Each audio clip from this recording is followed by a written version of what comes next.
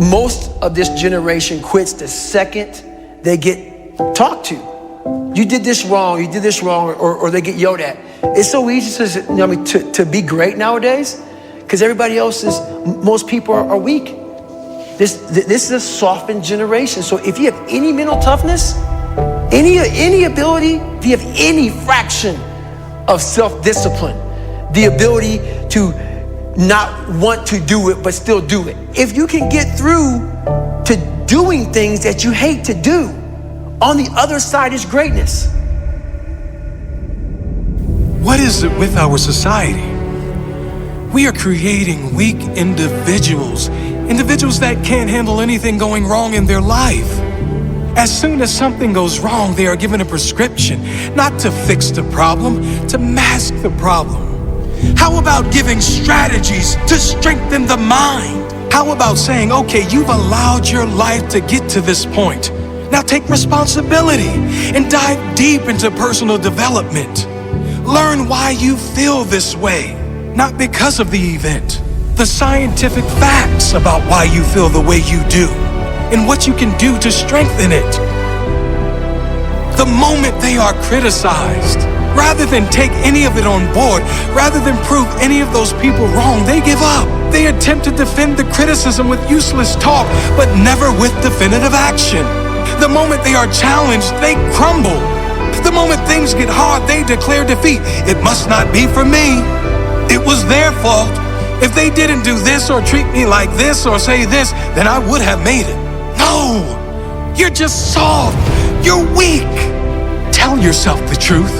Because until you do that, until you look in the mirror and acknowledge that you are the problem, you'll never be able to grow into the person that is capable of achieving all those things you want. You are the problem, the only problem. Your mindset is the problem. Your attitude is the problem. It is no one else's fault, it's yours. If you want the good news, you are also the solution. You and only you. If you have character, that statement will change your life.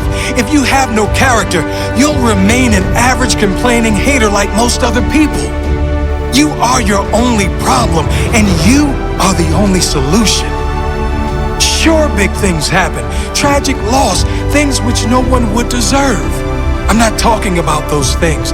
I'm talking about the people who are one job loss away from a breakdown. One relationship breakup away from depression. One argument ruins their entire week. Come on, people. This is not how to live. Even with the big stuff, if you have perspective, if you know who you are, if you really appreciate everything you do have and believe everything is as it should be, all of those big things can be handled much better. Knowing your loved one would want you to be happy and move on.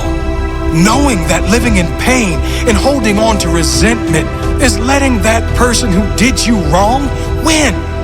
But letting go and living your life, loving your life, that is you saying, I won.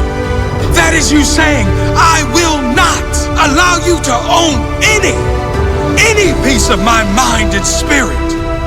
That is true courage and mental strength. And I'm not saying avoid pain. Pain, suffering, failures, they are all part of every single person's life. There's varying levels of pain for sure. Some suffer more than others, but we all suffer at some level.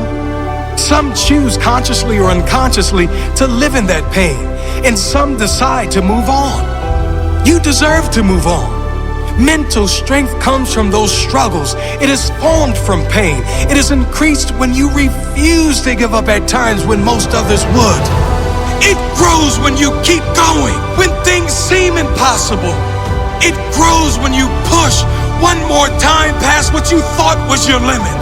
It grows with consistency. That is mental strength. Excuses are for weak individuals who have no heart. Take responsibility for where you are now and commit to do something, anything, whatever it takes to make sure your future is better. You do have the choice. You can make excuses and stay where you are, you can take responsibility, take action, and get where you need to go, where you deserve to go. What do you choose?